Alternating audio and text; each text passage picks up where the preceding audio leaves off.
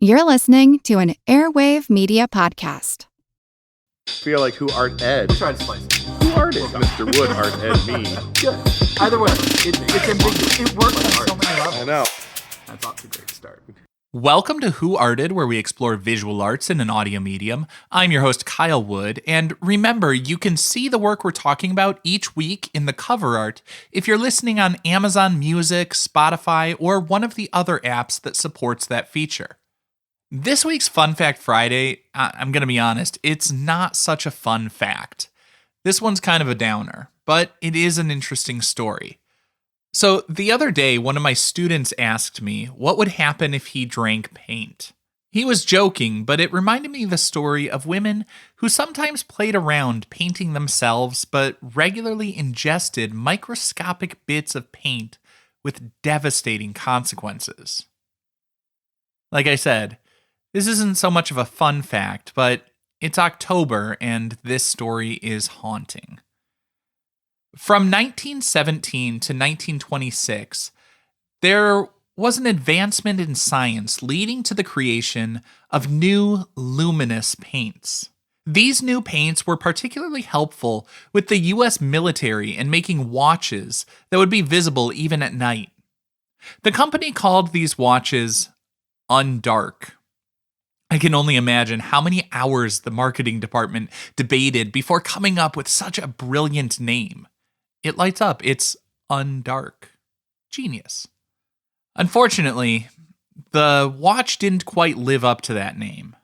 While the paints did glow, the story of these watches and the people who produced them is pretty dark.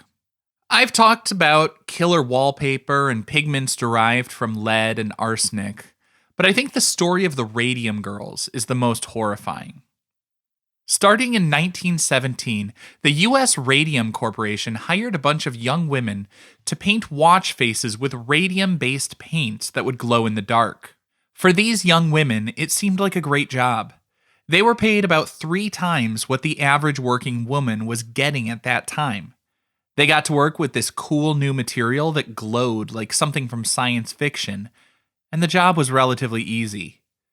They just had to lip, dip, and paint. But that first part, the lip part, turned out to be a major problem. The women were using camel hair brushes to paint tiny details on watch faces and instrument dials. As any painter can tell you, after just a few brushstrokes, the bristles start to splay, requiring them to point their brush.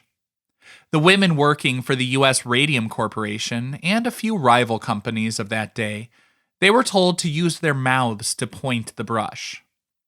While they could have achieved similar results with water and rags, it was more efficient for the workers to simply put the brush in their mouth using their lips, teeth, and tongues to get the bristles realigned. Listeners today would no doubt be horrified at the prospect of putting radioactive material into their mouths. But for the so-called Radium Girls, it was part of the job. And for many of them, it seemed like a fun perk. There are stories of the young women painting their teeth or their nails with the radioactive paints. Of course, as the old saying goes, it's all fun and games until someone's jaw falls off. Unsurprisingly, it was the dentists who first noticed the health effects of the radium ingestion. The Radium Girls developed a condition referred to as radium jaw, or necrosis of the jaw, which, simply put, means the cells in their jaws were dying from radiation poisoning.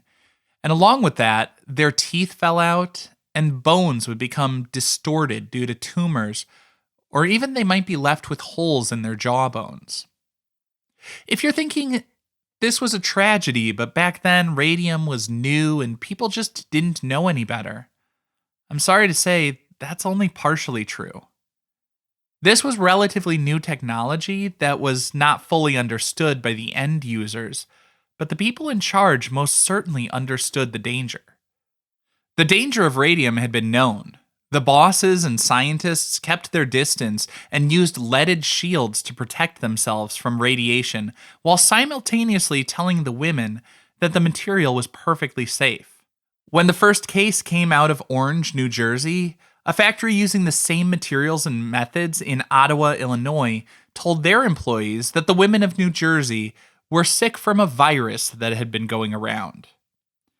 If you're thinking companies can't just put their employees in toxic working conditions, leaving them not only exposed to dangerous materials, but also deceiving them about the danger, you're right. Now, the story of the Radium Girls shocked the public as pictures demonstrating the devastating effects of these working conditions made their way into newspapers. When one of the workers wanted to sue, it took 2 years to find a lawyer willing to take the case. 5 others later joined her in the lawsuit, but their health had deteriorated so much they couldn't get out of bed or raise their arms to be sworn in for testimony. Eventually, they did win their lawsuits, but it was a long and grueling process. If I were to look and try to find a bright side in all of this, other than the brightness of the glowing watch faces, I guess the good is that the Radium Girls case established precedents allowing workers to sue corporations for abusive practices.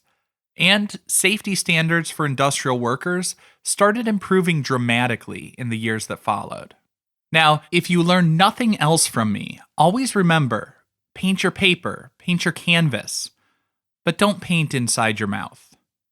This concludes this week's episode of Who Arted, part of the Airwave Media Podcast Network. If you found this tolerable, please leave a rating or review on your favorite podcast app. You can find images of the work being discussed this week and every week on social media at Who Arted Podcast on Twitter, Instagram, and TikTok, and of course on the website whoartedpodcast.com. Podcast done.